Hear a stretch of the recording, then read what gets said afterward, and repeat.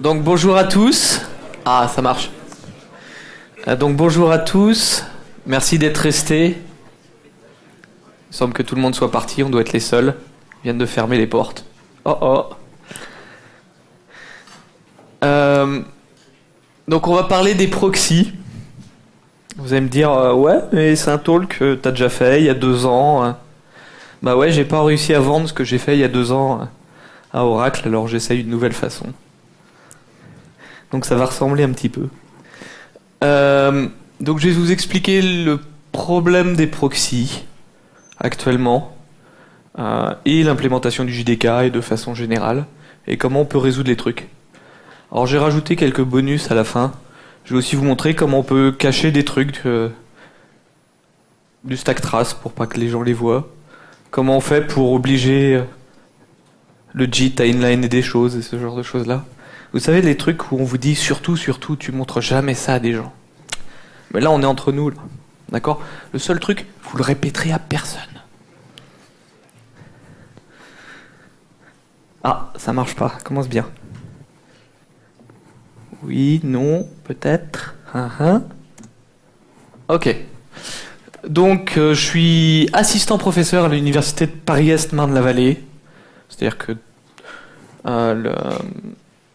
je m'occupe d'étudiants, je les remets dans le droit chemin, je leur explique comment coder. Et après, je les laisse aller dans l'industrie, comme ça ils pervertissent l'ensemble de l'industrie. Donc j'ai eu la chance d'être expert pour un certain nombre de choses que vous utilisez tous les jours ou que vous utiliserez tous les jours. Donc Invoke Dynamic, personne l'utilise. Mais par contre, les lambda, c'est... Ça, je pense que vous allez l'utiliser. Je pense qu'on vous a assez rabâché comment ça marchait. Et actuellement, je fais partie de la JSR sur les modules. Vous savez, le truc de Jigsaw qu'un jour il va falloir qu'on release. Donc voilà. Pas que les modules, ça soit super intéressant, mais moi ce qui m'intéresse, c'est que ça soit réalisé. Donc sinon, je suis développeur open source. Donc sur l'OpenJDK. Franchement, s'il y a du code qui vous fait chier dans l'OpenJDK ou si vous trouvez qu'il y a un truc qui manque, le mieux c'est quand même de soumettre un patch. Il y a plein de codes que j'utilise. Je suis peut-être même le seul à l'utiliser, surtout sur les trucs d'Invoke Dynamic là. C'est moi qui les ai écrits, c'est quand même vachement pratique. Donc je suis un des développeurs d'ASM pour exactement la même raison. ASM, c'est pas moi qui l'ai créé. Mais par contre, il manquait des trucs dedans. Le truc le plus simple, c'est de rentrer en tant que développeur dedans. Donc je vais vous parler des proxys 2. Et puis sur mon compte GitHub, en ce moment, je suis en train d'essayer d'écrire un JavaScript en JavaScript. Qui tourne sur la machine virtuelle Java, parce que sinon c'est pas fun. Et je suis père de 3 enfants. Qui de temps en temps me voient pas suffisamment souvent. Pardon pour eux. Voilà ce qu'il faut retenir. Arrêtez d'utiliser vos librairies de proxy à la con. Utilisez la mienne.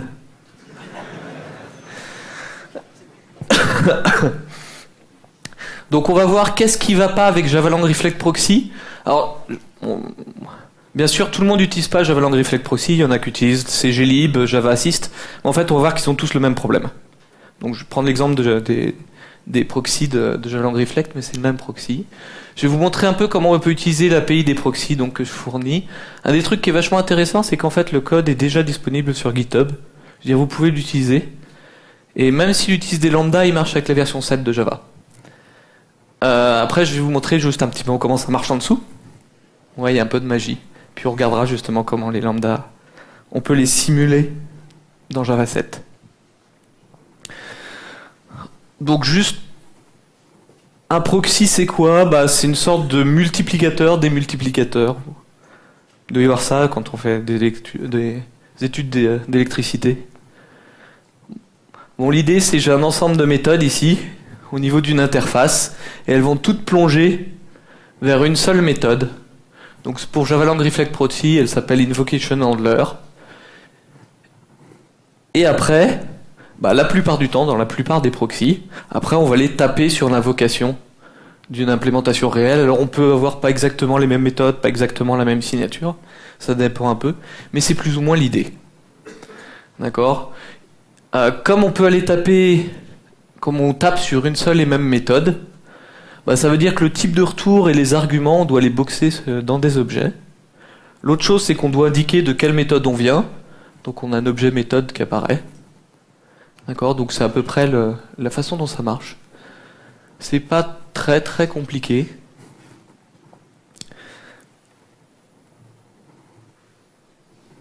Maintenant, ce qu'on va voir, c'est comment ça marche ici quand je fais un méthode.invoke. D'accord? Ce que je veux vous montrer, c'est pourquoi les proxys, ils sont lents. D'accord? On va voir comment le méthode, donc ma méthode, la .invoke, marche. Une fois que vous aurez compris comment ça marche, vous verrez que quand vous faites des benchmarks, la plupart du temps, vous êtes dans le cas où ça marche. Et que dans la vie réelle, bah, c'est dans le cas où ça marche pas. Alors c'est pas que ça marche pas, hein, c'est juste plus lent. Et on va voir que dans le cas des proxys, bah, ça marche vraiment pas bien. On n'a pas la vitesse qu'on pourrait espérer. Donc voilà schématisé, pour que ça tienne sur un slide, le code de Javalang Reflect Method .invoke. Le code de la méthode invoke. Donc on a un tas de checks de sécurité au début, mais ça m'intéresse pas, hein. Sécurité, tout le monde s'en fout. De toute façon, en Java, tout le monde fait la sécurité au niveau du container, mais pas au niveau de Java. Moi, j'ai le droit de le dire. Hein. Oracle, ils n'ont pas le droit. D'accord? La sécurité, ça se fait à l'extérieur, pas à l'intérieur. Donc, comment ça marche? En fait, on a un objet qui s'appelle méthode accessor. C'est ça qui est utilisé. D'accord? Et qui va porter l'implémentation du code. Et donc, on récupère l'objet méthode accessor de mon objet Javalang Reflect méthode. Bah, s'il n'existe pas, on le crée. Et on va l'enregistrer dans le champ. C'est mon acquire méthode access. Et puis dedans, mon méthode accessor, il a aussi une méthode invoke. D'accord? Pourquoi on passe par un objet intermédiaire? Ben, cet objet-là, il va être spécialisé pour chaque méthode. C'est lui qui va porter le code correspondant à la méthode. Donc je vous ai passé quelques détails parce que la première fois, mon méthode accessor, ça correspond à une méthode qui est native. Et puis quand ça fait un certain temps qu'on l'appelle, il finit en fait par générer. Enfin, le JDK finit par générer une classe qui implémente cette interface-là. Donc j'ai mon objet méthode accessor noté, il est dans SunReflect. Hein, c'est pas un truc qu'on est censé voir, je vous explique juste comment ça marche. Vous n'êtes pas censé utiliser directement ce truc-là. Ça ira pas plus vite. Hein. C'est pas parce que c'est dans Sun machin là. Hein. Même les méthodes de SunMisk unsafe, hein, c'est pas parce qu'elles sont de unsafe qu'elles sont plus rapides. Si elles sont de unsafe, ça veut juste dire que vous pouvez planter la VM avec. Donc basiquement, mon Javalang Reflect méthode invoke, il appelle juste mon méthode accessor invoke. Donc la question, si je veux comprendre les performances, c'est basiquement comprendre, là je suis en train de faire un appel à une interface, comment marchent les appels aux interfaces à l'intérieur de la machine virtuelle. D'accord? Ce que j'ai, c'est exactement ça. Mon invocation handler, il va recevoir un objet méthode. Mon objet méthode à l'intérieur en champ, il contient un objet méthode accessor. Et je vais avoir un objet méthode accessor pour chaque méthode que je peux appeler. Comment ce truc-là il est fait? C'est du code qui est généré. D'accord? On a dans le JDK, il y a plein de générateurs de code en fait, qui ont été écrits avec différentes phases. Donc celui qui est utilisé là, c'est un qui est spécifique.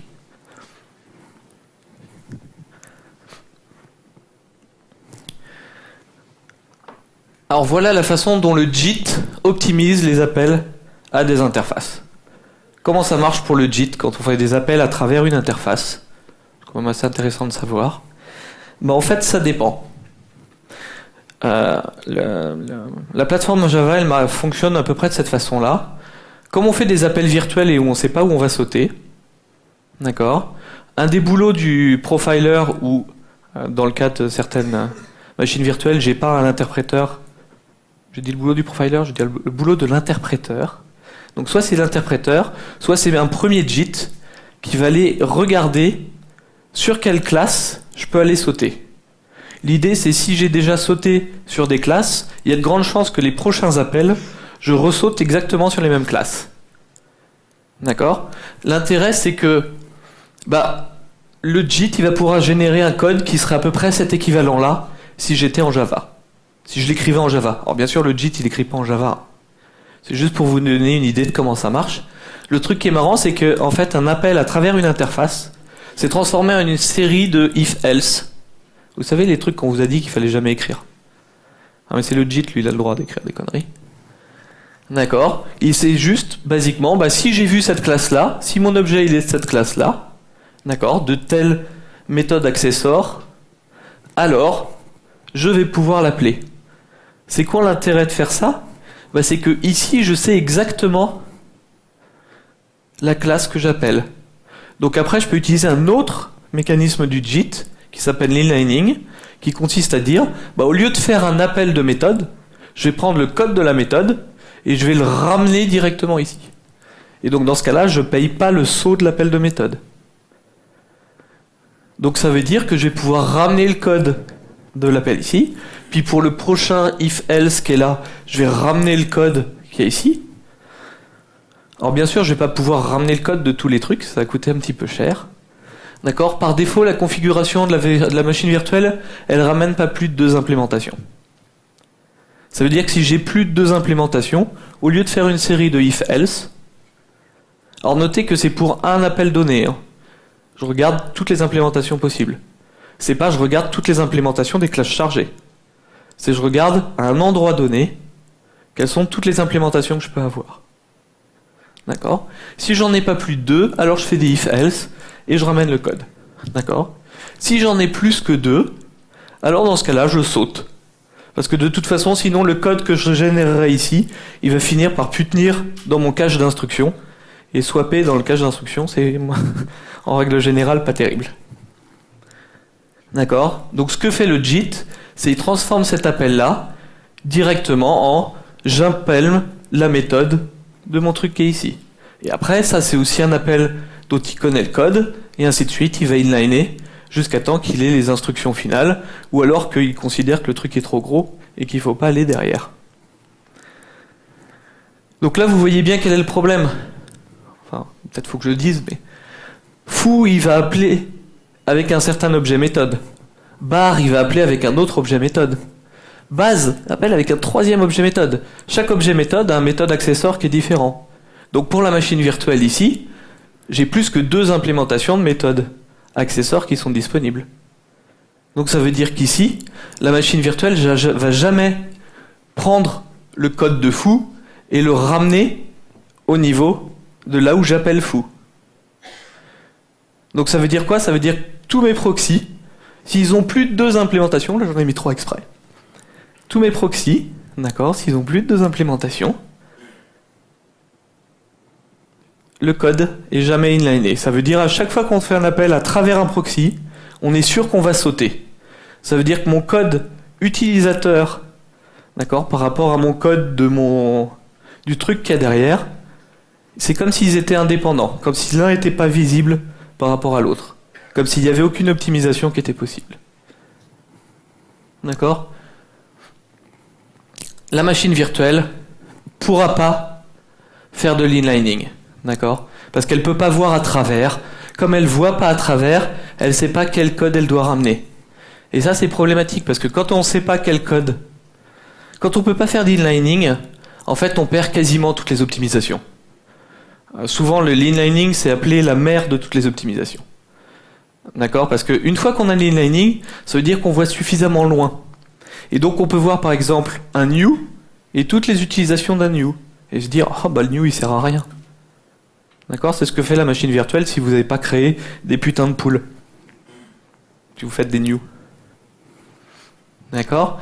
Ça marche pas. Ça marche pas parce que comme j'ai pas l'inlining, je peux faire mon new d'un côté de mon proxy, je vais l'envoyer à mon proxy, mais comme je sais pas où je saute, je verrai jamais les utilisations de mon objet. Donc tout ce qui est boxing fait par le proxy, ça sera jamais viré par la machine virtuelle.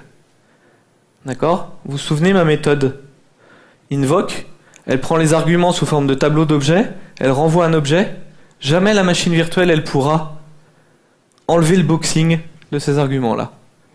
Ça veut dire quoi ? Ça veut dire que quand je passe à travers un proxy, c'est comme si j'avais un langage dynamique. C'est comme si j'avais un langage sans type. D'accord ? Toutes mes implémentations qui utilisent Java Lang Reflect Proxy, c'est strictement équivalent à avoir une implémentation d'un langage dynamique.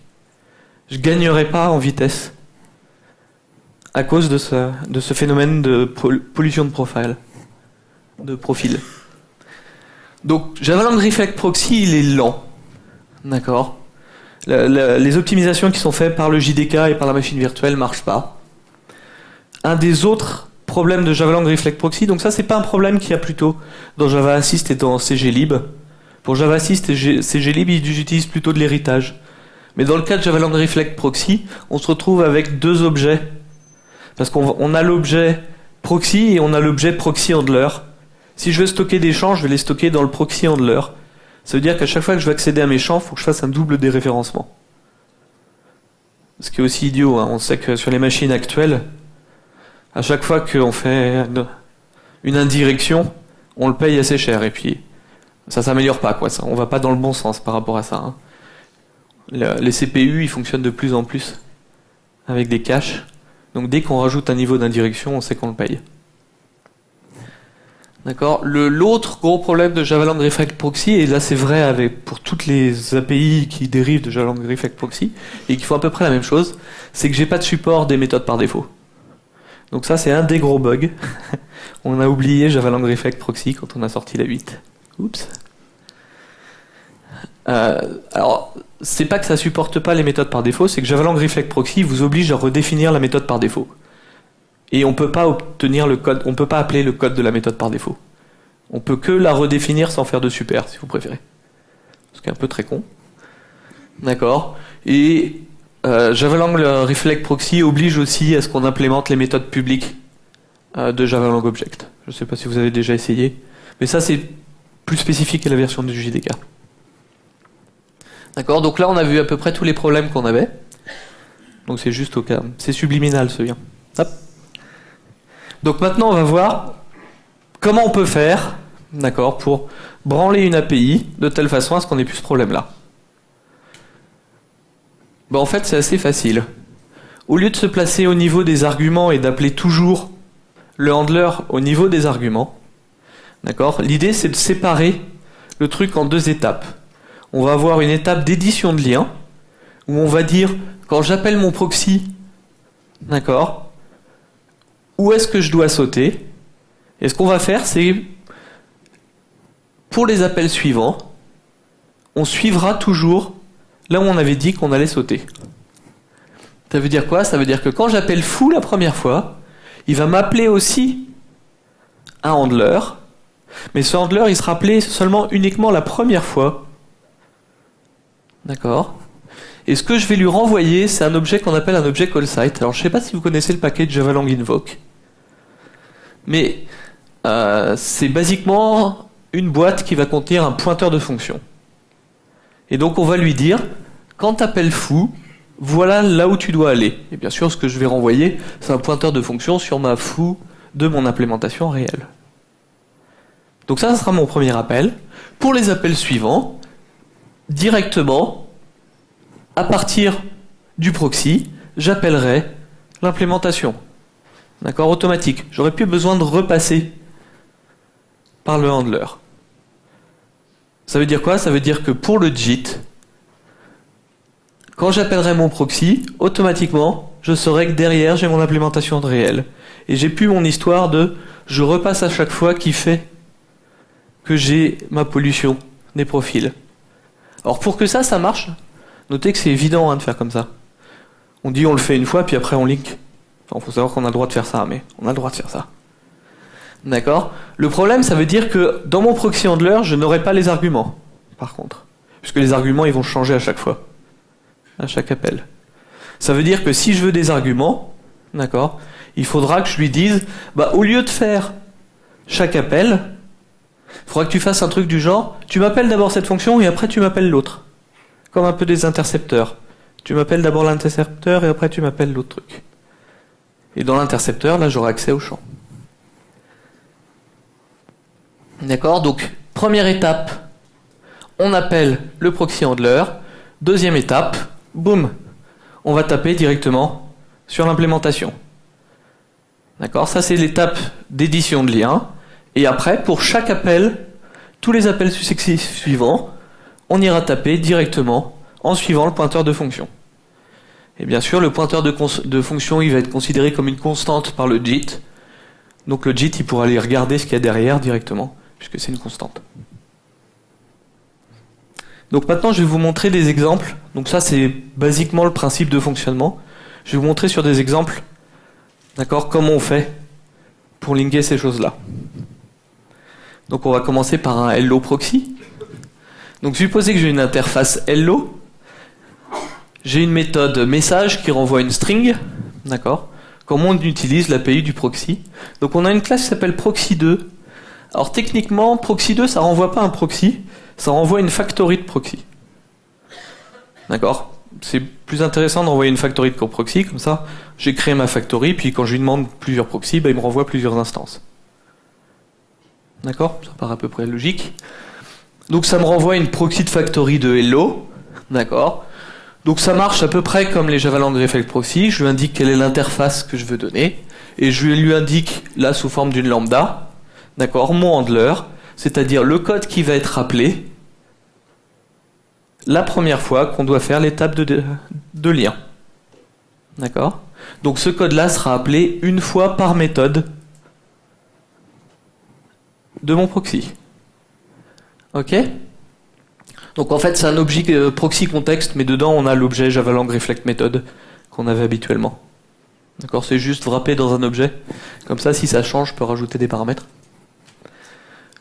Après, comment on l'utilise? Une fois que j'ai ma factory, je peux créer mon proxy, puis j'obtiens un proxy. D'accord. Puis après, je peux appeler directement mon interface.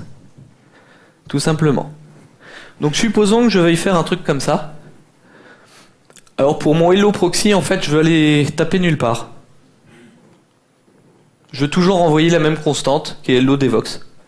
Je vais pas aller taper sur une implémentation qui existe, j'ai même pas besoin.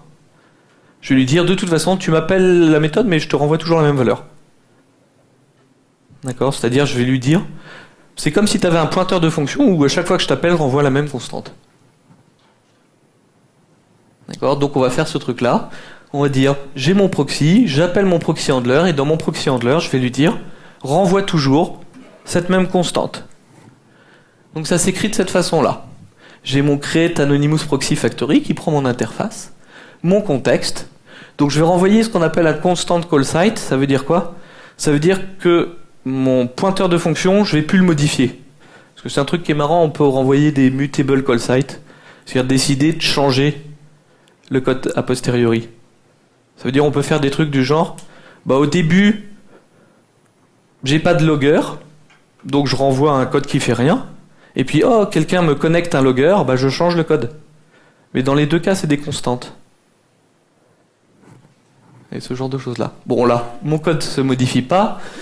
Alors, j'ai un drop argument, je vais virer l'argument 0. Parce que par défaut, mon argument 0, c'est mon proxy. Et là, il m'intéresse pas. D'accord. Et après, je vais lui dire, tu me renvoies la constante de type string qui s'appelle hello devox. Et donc ça veut dire que à chaque appel, ça m'écrira hello devox. Donc si je fais un println de hello.message, ça m'envoie hello devox. L'intérêt c'est quoi? C'est que comme mon proxy il est transparent pour le JIT, réellement ce qui va se passer c'est que le proxy va dire mais c'est toujours la même classe de proxy. Et c'est toujours le même pointeur de fonction puisque mon site d'appel il est constant. Donc dans ce cas-là, je vais toujours renvoyer la constante.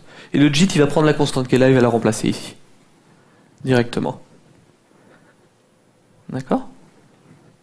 Ça, c'est assez intéressant. Supposons que je veuille faire un proxy qui est un peu moins qu'à d'école et je veux faire de la délégation. Si je veux faire de la délégation, j'ai mon interface logger. D'accord? Je veux juste la faire de la délégation transparente sans rien faire. Après, on fera de l'interception. Mais pour l'instant, je veux juste dire j'ai un logger, d'accord, j'ai une implémentation de logger, donc j'ai mis une lambda juste parce que pour le transparent ça tient mieux. D'accord, c'est juste mon logger. Qu'est-ce qu'il fait? Il affiche dans system.out.println, très intéressant comme logger. D'accord, donc j'ai mon logger. Je vais créer mon anonymous proxy factory en lui disant j'ai un logger, enfin, je vais implémenter un logger. Ici, au niveau de ma factory, par contre, quand je vais créer mon logger, je vais lui indiquer quelle est l'implémentation. Puisque c'est un proxy transparent, je vais lui passer l'implémentation. D'accord? Puis après, je vais envoyer quelque chose au logger. Ce que je veux, c'est basiquement implémenter ça. J'ai mon proxy, j'appelle mon proxy handler. Mon proxy handler renvoie un pointeur de fonction qui appelle toujours ma lambda. D'accord? Qui fait mon système.out.println de mon message. Donc dans ce cas-là, voilà comment on l'écrit. Donc j'ai besoin... Donc la première chose, je fais un create anonymous proxy factory. Je lui dis, je veux implémenter l'interface logger. J'ai un second paramètre. Dans ce second paramètre, je vais lui indiquer tous les champs qu'il y a à l'intérieur de mon proxy. Donc ici, là, j'ai qu'un seul champ de type logger. D'accord? Lorsque mon proxy sera appelé, mon premier paramètre, ça sera mon proxy. Mon deuxième paramètre, ça sera l'objet logger que j'ai envoyé. D'accord? Ce que je vais faire quand mon handler il est appelé, c'est que je vais aller chercher la méthode, d'accord, de mon interface, et je vais la voir comme un pointeur de fonction. Mon objet méthode handle, là, c'est mon pointeur de fonction. Alors ça, c'est à peu près de cette façon-là. On a une méthode onReflect qui prend un objet de JavaLang Reflect et qui le voit comme un pointeur de fonction, comme un objet méthode handle. D'accord? Puis après, je renvoie mon constant call site et je vire encore mon paramètre 0. Je fais un drop là de mon paramètre 0. D'accord? Puisque je veux pas l'objet proxy en tant que tel. Ce qui m'intéresse, c'est juste d'appeler directement mon objet logger que j'ai derrière. Donc notez, cette partie-là où je décris mon proxy, elle est indépendante d'instances particulières. Je décris en fait une recette de cuisine. D'accord? Et après à l'exécution, je lui indique quelle est l'instance correspondante et ça marche. Alors, je ne sais pas si vous connaissez JavaLang JavaLang Invoke comme API, mais c'est une API qui est un peu touffue. Donc j'ai créé un builder qui permet... Donc c'est exact, je vais vous montrer exactement le même code, mais avec un builder, d'accord, qui permet d'éviter de passer par l'interface, enfin par les méthodes de JavaLang Invoke. Donc on peut le faire de cette façon-là. On peut dire je crée un méthode builder sur le type que je veux obtenir, et là, après, sur mon méthode builder, je peux lui dire vire le premier paramètre, et après, appelle la méthode, d'accord, qui correspond à cet objet JavaLang Reflect Method. C'est un peu plus simple, je pense, au moins au début, avant de se dire qu'on est un peu grand et qu'on saute dans l'API de JavaLang Invoke, d'aller vers ce genre de choses-là. Alors donc on a tout un tas de primitives. On peut lui dire box tel paramètre, vire ces paramètres-là, remplace-moi ce paramètre-là par une constante, et ce genre de choses-là. Donc bien sûr, ce qui nous intéresse, c'est pas de déléguer au proxy pour rien faire, parce que là, basiquement, je fais rien. Enfin, j'ai mon proxy et je dis, je délègue à mon objet implémentation et c'est tout. D'accord, c'est une sorte de proxy transparent, pas très intéressant. Si je veux faire de l'interception, c'est quand même un peu plus intéressant. Donc supposez que j'ai une méthode enter et que juste avant d'appeler la méthode de mon interface, j'appelle cette méthode statique là. Oui, on a le droit de mettre des méthodes statiques dans les interfaces, hein, ça prend moins de place pour les transparents. D'accord, elle peut être autre part, elle n'est pas forcément dans l'interface. Ça ne changera pas grand-chose. Donc supposez que j'ai une méthode statique, et ce que je vais vouloir faire, c'est appeler la méthode statique avant d'appeler le code. Hein, typiquement, si je suis dans un environnement type Java Spring et ainsi de suite, on peut penser que mon intercepteur, c'est un truc qui va vérifier la sécurité. Je vais d'abord vérifier la sécurité, puis si j'ai pas pété d'exception, je vais appeler la méthode qui correspond derrière. D'accord? Donc ça marche de la même façon, j'ai mon implémentation, sur mon proxy factory, je crée un proxy avec mon implémentation. Donc, ce que je veux faire maintenant est un poil plus compliqué, puisque j'ai mon proxy, j'ai mon interface que je vais implémenter, je vais appeler mon handler, qui va installer lui un méthode handle qui fait quelque chose, un pointeur de fonction, mais qui est un peu bizarre parce qu'au lieu de pointer vers une fonction, il fait deux choses. Il dit, d'abord tu m'appelles la méthode enter, d'accord, avant, c'est le before là, et après, tu m'appelles l'implémentation. Ok? Bah, avec le méthode builder, c'est vachement facile. Il suffit d'écrire, donc on vire l'objet proxy et on fait un before en lui disant, bah d'abord tu m'appelles la méthode enter de la classe logger. Et ça fera directement l'interception en appelant. Ça c'est cool, non?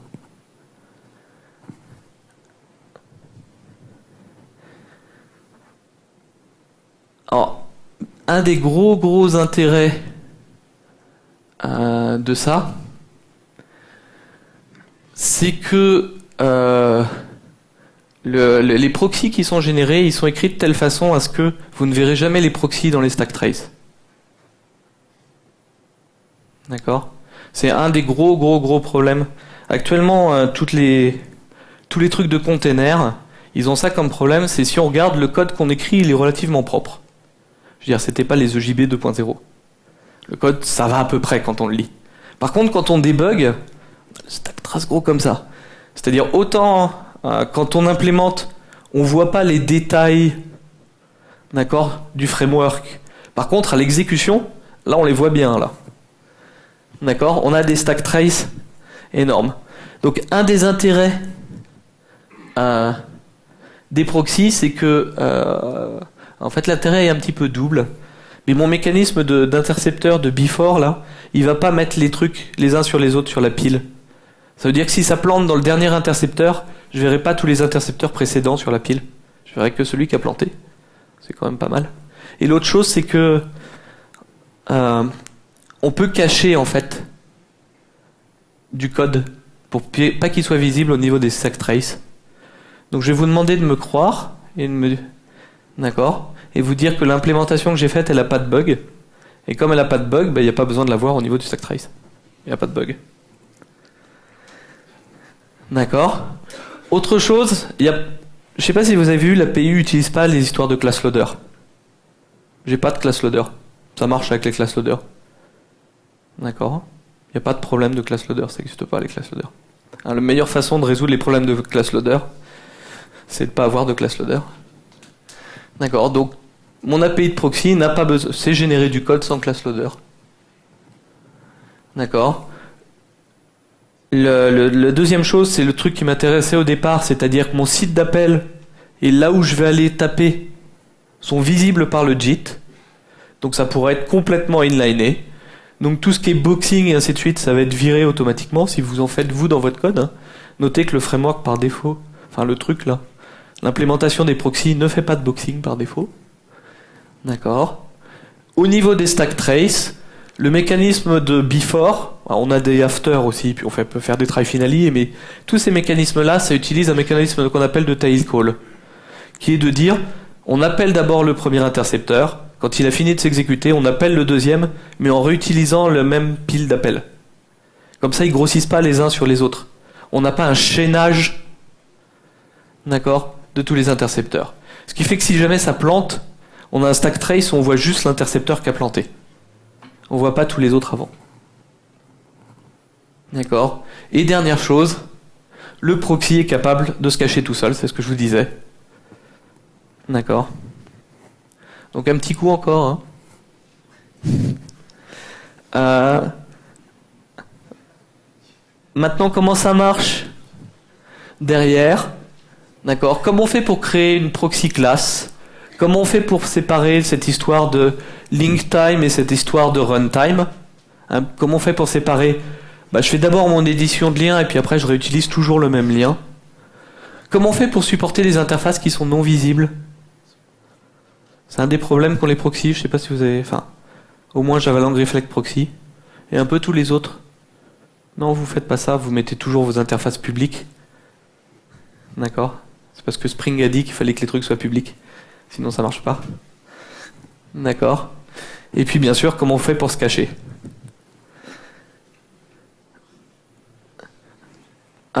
Donc la première chose, c'est d'utiliser ASM pour générer du bytecode. D'accord. Alors quasiment toutes les librairies qui sont encore maintenues, que ce soit Java Assist ou CGLib, utilisent ASM, d'accord, en interne. Je fais pas mieux, si ce n'est que je pense que le bytecode que je crée il est plus beau, mais c'est un autre problème. Truc qui est intéressant, je pense que c'est une méthode que vous connaissez pas dans Unsafe. Alors, on est d'accord, hein, on l'utilise pas. Unsafe, ça y est, j'ai fini. On a une méthode qui s'appelle Define Anonymous Class. Alors comme son nom l'indique, ça crée pas une classe anonyme. Pas au sens de Java. C'est pas des classes anonymes au sens de Java, c'est des classes anonymes pour la machine virtuelle. C'est-à-dire que c'est des classes qui n'ont pas de nom. Et c'est quoi l'intérêt des classes qui n'ont pas de nom? C'est que de toute façon, comme elles n'ont pas de nom, on ne peut pas les trouver. Donc on n'a pas besoin de les enregistrer dans le class loader, puisqu'elles n'ont pas de nom. Donc ça nous permet de créer des classes sans passer par le mécanisme de class loader. Notez que cet appel-là, on sait qu'il existe parce que c'est celui qui est utilisé par les lambda. D'accord? Donc s'il disparaît, c'est qu'il y a une meilleure façon d'implémenter les lambdas et donc, il y aura une meilleure façon d'implémenter les proxys. D'accord? L'idée c'est quoi? C'est on est capable de définir une classe à partir d'un tableau de bytecode sans utiliser de mécanisme de class loader. D'accord? Donc je vous détaille un peu comment ça marche parce que la Javadoc elle est un peu pourrie dessus. Je pense que c'est un peu fait exprès. On a un truc qui est marrant, on va spécifier une classe en paramètres. Alors c'est pour ça que le truc s'appelle Anonymous Class, parce que ça prend une classe en paramètres, et la classe qu'on va créer, elle aura accès à tous les champs de la classe qu'on va passer en paramètres. C'est-à-dire que j'ai une classe qui existe, je vais pouvoir créer une classe, d'accord, qui va pouvoir voir tous les champs de la classe qui existe. C'est pour ça que c'est dans Unsafe, hein. C'est un peu embêtant, mais ça peut être assez pratique. Ça veut dire que j'aurai toujours accès à la classe. Donc moi, ce que je vais utiliser comme host class, c'est l'interface. Comme ça, je suis sûr que même si vous planquez votre interface, je la verrai. Puisque de toute façon, j'ai ce mécanisme qui me garantit que je verrai toujours la host class. D'accord? On lui donne un tableau de bytecode, donc il sera directement généré par ASM. Et après, on a un truc qui est génial, on lui envoie un tableau d'objets. Alors ce tableau d'objets-là, c'est un truc qui est marrant. Je ne sais pas si vous connaissez la façon dont les points classes sont faits. Mais les points classes, on a à peu près deux trucs. On a un gros dictionnaire au début, qui dit voilà toutes mes constantes. C'est soit des chaînes de caractères, soit des entiers, ce genre de choses-là. Hein, les noms des méthodes, c'est considéré comme des constantes. Les signatures des méthodes, c'est considéré comme des constantes, et ainsi de suite. Donc c'est regroupé dans un dictionnaire. C'est ce qu'on appelle le constant pool. Le dictionnaire des constantes. D'accord? Il y a un truc qui est génial, c'est que je peux créer un dictionnaire de... Enfin, mon bytecode, là, mon tableau de bytecode, puisque c'est d'accord, c'est l'équivalent d'un point classe, mais en mémoire, je vais pouvoir patcher, en fait, les constantes de mon dictionnaire par des objets qui sont vivants. Ça veut dire que je peux créer une classe dans laquelle je vais avoir des constantes qui seront des objets qui ne sont pas constants à la compilation, mais à l'exécution. C'est-à-dire que je peux directement lui mettre des vrais objets vivants qui existent. C'est comme ça que j'envoie mes Javalang Reflect méthodes qui correspondent à mon contexte là. Enfin, réellement, je précrée les contextes. Donc ça veut dire que quand j'envoie d'un contexte, c'est forcément une constante. D'accord?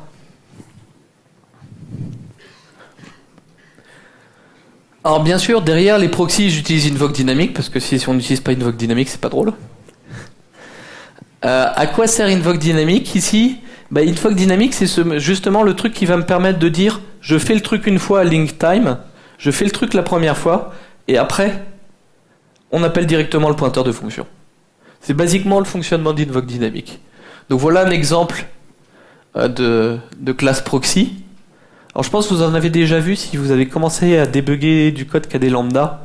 Vous avez dû voir des classes avec un anti-slash qui traîne. Vous l'avez déjà vu? Bientôt vous les verrez plus non plus. Parce que ça sert à rien, c'est du code généré, vous n'allez pas débugger dedans. D'accord? C'était un bug. Donc l'idée c'est, voilà le genre de classe qu'on va générer. Alors bien sûr c'est du bytecode, hein. J'écris pas ça pour le compiler, machin, ainsi de suite. C'est plus facile pour les transparents que voir du bytecode. D'accord? Donc j'ai ma classe, elle va bien implémenter mon truc. Je vais avoir les arguments que j'ai spécifiés. Donc là j'avais spécifié que j'avais qu'un seul Logger, ça me génère le constructeur automatique, mais bon, il est très con. Hein. Et puis après, pour chaque méthode de mon interface, je vais directement générer un invoke dynamique. D'accord ? En passant les paramètres, c'est-à-dire le proxy d'abord, tous les champs que j'ai et tous les arguments qui m'ont été envoyés par la méthode. D'accord ? Et en plus, invoke dynamique, il a un truc marrant, c'est que je peux envoyer des constantes qui sont considérées comme des constantes. Alors là, ce que je mets comme constante, c'est des trous en fait. Parce que ce que je veux, c'est lui envoyer des vrais objets, c'est pas des constantes genre string.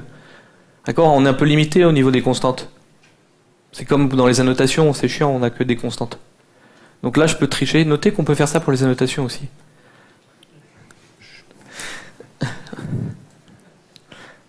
Bon, c'est un peu plus chiant. C'est pas si chiant que ça à faire, mais bon. D'accord ? Donc ce qu'on peut faire, c'est ici, je mets des fausses constantes, puisque de toute façon, comme après j'utilise mon define anonymous class, je vais aller remplacer ces fausses constantes directement par des objets vivants, par mon objet de contexte que j'envoie. D'accord ? Alors, comment on fait pour se cacher et comment on fait pour dire au JIT ? Vous savez, en C, on a un truc qui s'appelle inline, qui est plus ou moins suivi par le compilateur. Mais en fait, on a les mêmes annotations qui existent. Alors, elles sont dans le package Javalang Invoke. Elles sont planquées, c'est-à-dire si vous utilisez un compilateur, vous ne pouvez pas y accéder. Bon, si on utilise la génération de code, pas de compilateur, pas de check. D'accord ? Donc on n'a pas de problème. Par contre, ça ne marche que si le proxy est aussi dans la classe Javalang Invoke. C'est-à-dire que je génère mes proxys dans la classe Javalang Invoke pour que ça marche. Sinon, ça ne marche pas. D'accord ? Donc le @hidden, son vrai nom, hein, c'est lambda_form $hidden. Si vous le cherchez, il est là. Dans ce cas-là, la méthode, elle ne sera pas visible au niveau du stack trace. Donc c'est comme ça que le proxy il se cache lui-même. Hein, c'est du code généré. On n'a pas besoin de voir le code généré. Autre chose, puisque je l'ai utilisé principalement pour hidden, mais un truc qui est marrant, c'est qu'on peut utiliser celle-là aussi, elle est dans le même package, donc pourquoi pas. Ça veut dire que je suis sûr qu'en plus le code que je génère, il sera bien inliné dans tous les cas. Alors notez, c'est pas un inline comme en C. Hein. Le inline en C, des fois, il marche pas. Là, le compilateur, il vous croit. Enfin, le JIT vous croit. D'accord ? L'option, elle est cachée, elle n'existe pas. Donc le truc vous croit. Donc ça veut dire que ça inlinera toujours. Même si ça génère un code énorme. Ouais.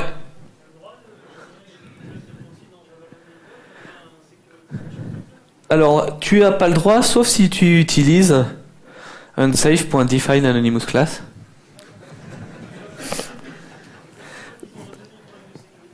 Voilà, ils ont résolu le problème de sécurité en disant j'ai un seul gros trou, il s'appelle unsafe.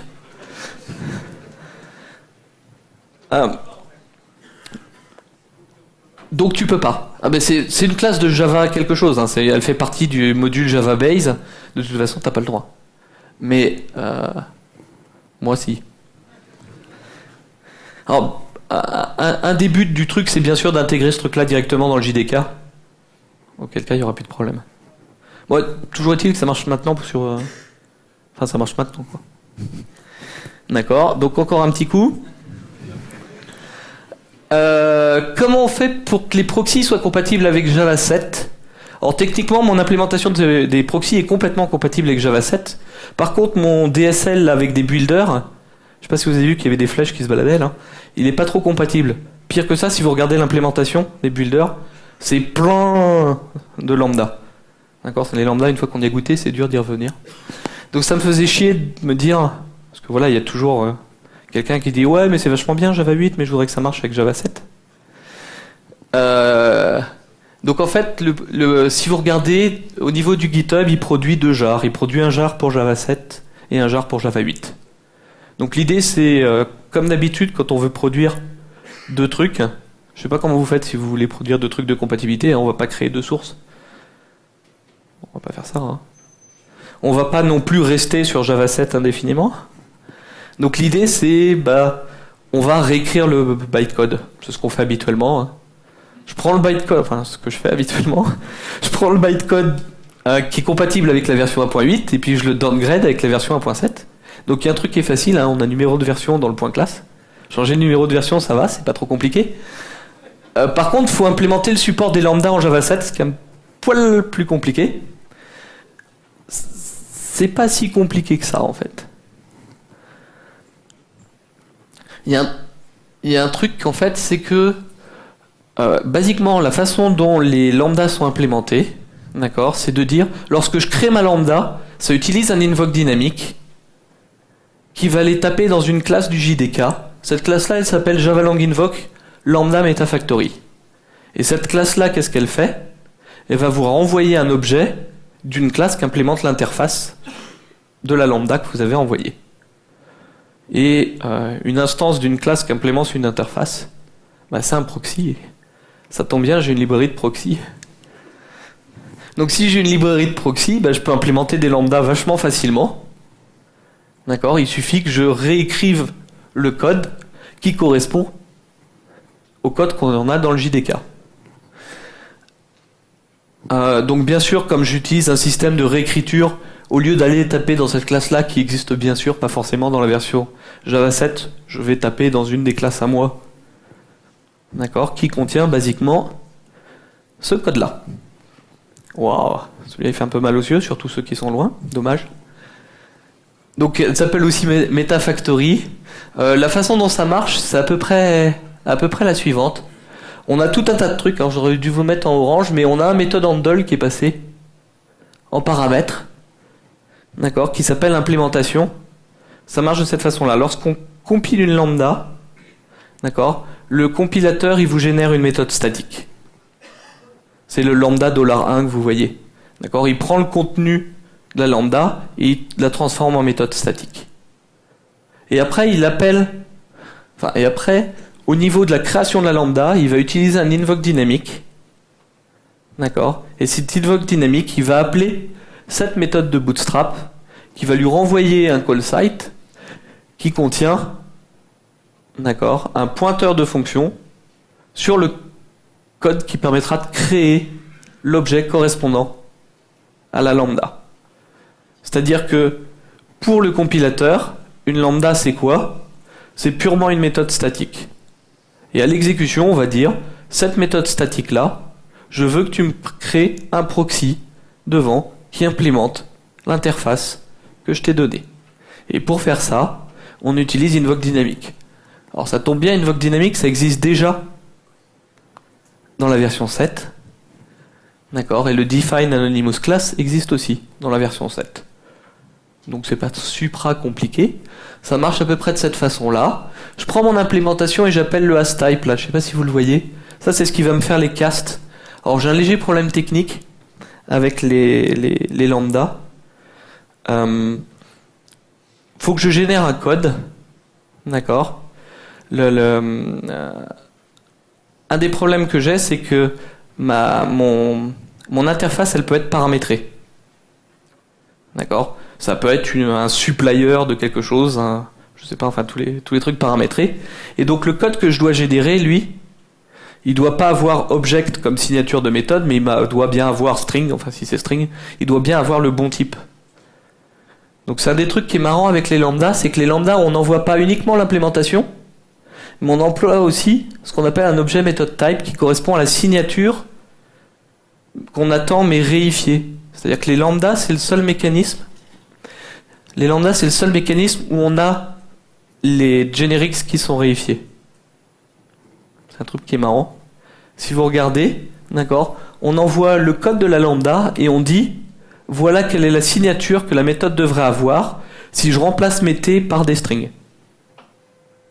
D'accord? Donc ça sert à ça le hasType. Après, j'utilise mon create anonymous proxy factory. Donc ici, j'ai deux méthodes. La première, elle va me dire, je ne vous l'ai pas montré parce que j'ai un comportement par défaut, mais dans ce cas-là, ce que je vais dire, c'est je veux implémenter toutes les méthodes abstraites. Si vous regardez, normalement, je dois avoir qu'une seule méthode abstraite, et toutes les méthodes par défaut que je peux avoir dans une interface, elles doivent rester comme elles sont. D'accord ? Et après, je vais implémenter donc dans Bootstrap ma méthode. Alors c'est pas très compliqué puisque j'ai mon pointeur de fonction directement, puisque ça a été envoyé dans l'implémentation. J'ai presque fini. Et je fais juste un hasType, et c'est ce pointeur de fonction que je renvoie directement à l'intérieur. Alors c'est pas du tout l'implémentation qu'il y a dans le JDK. L'implémentation qu'il y a dans le JDK, elle est autre.